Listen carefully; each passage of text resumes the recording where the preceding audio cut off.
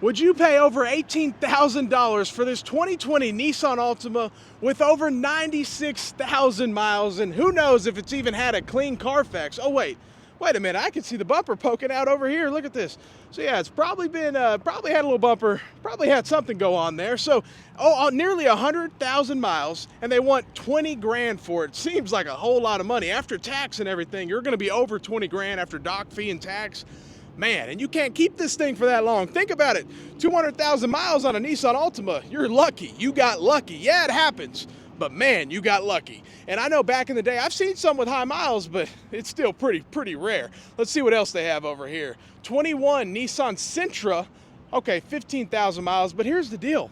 I think you can get a Versa brand new for that price. So, I mean, hey, I don't even know. A Nissan Sentra's pretty close to that, but they are up there in the 20s, but still, I don't know. I do agree with you guys. A lot of these newer used cars are overpriced. There's just no way to put it, because a lot of people say, well, oh, I looked at a used car, they're too much, or that's why I went with new. But the deal about it is, it's not, you got to go older, because if you're looking at like a 2-year-old, 3-year-old vehicle, since 2019, because the prices got increased so much, I mean, look at this. We're looking at a used Toyota Camry, 40 grand. You know, I mean, yeah, it only has 8,000 miles, but still, that's insane, man. We're looking at a used vehicle, but it is a 24, so I mean, this thing's basically brand new. But still, I mean, these new, I'm gonna call them new used, because a lot of them are pretty new vehicles.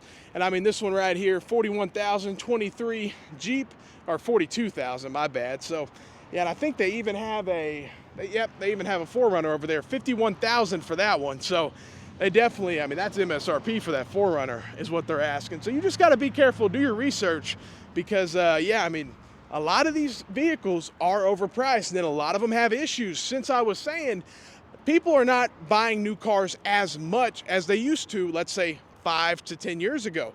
So ever since 2017, new car sales, they've been down.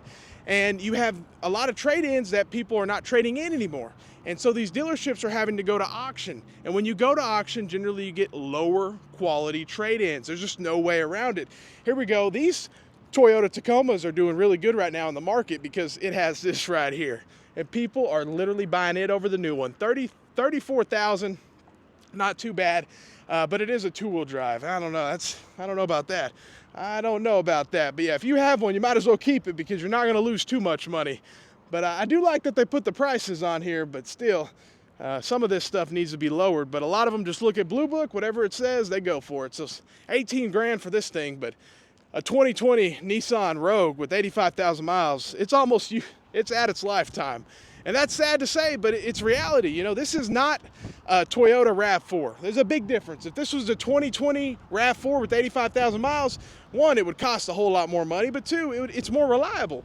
This thing is not reliable, generally speaking, at all. You guys already know the issues with Nissan and Rogues and CVTs and all that kind of stuff. So loads of issues going on over here. And think about this, the person who gets this is probably gonna finance it.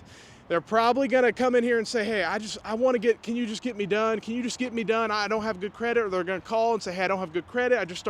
And this is probably going to be the car they're going to try to get them in. And the payment's going to be $450 to $550 or more, to be honest. Honestly, it's more. I don't even know what I'm thinking. $600 to $700. Think about that. They're going to be driving this around with the $700 payment on a 2020 Nissan Rogue with basically 100,000 miles. So it's pretty sad, and it's quite unfortunate.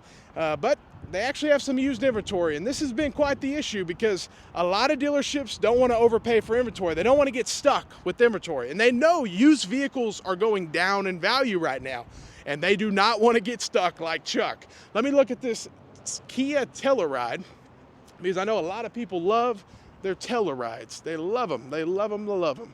Let's see, basically $42,000. Let's see, 21,000 miles. It's a 2024. So I don't know much about Kia on that end. It does have the front windshield tinted, which, hey, legally speaking, are they allowed to sell it with the front windshield tinted? I don't know, Missouri law, but I think this one does too, actually. 25,000 for this Nissan Murano, all-wheel drive with 66,000 miles. Hey, at least this is a V6, naturally aspirated. Would I ever want one? No, but hey, I've actually seen a couple with some high miles, so surprisingly. But at the end of the day, most of this stuff is overpriced. Most of it is, and it's just compared to 2019. If you compare used prices, what you could have got for the same amount of money, what you could have got for 35 grand in 2019 compared to now, I mean, we were selling brand new Acura MDXs for less than that. And I mean, now I look at an Acura, now they're 60, 70 grand. I'm like, whoa, what in the world just happened? So these new / used quote unquote vehicles, these 2020s, 22s, they're not cheap either. You got to go older if you want to get a deal. And then you just have to be careful if you can't, because these interest rates are crazy, and used vehicles have the highest interest rates. And so if you can't pay cash, you gotta be smart about it. That's all I'm trying to say. Just be smart about it. Hey, let me know what you think. Have a great day and stay blessed.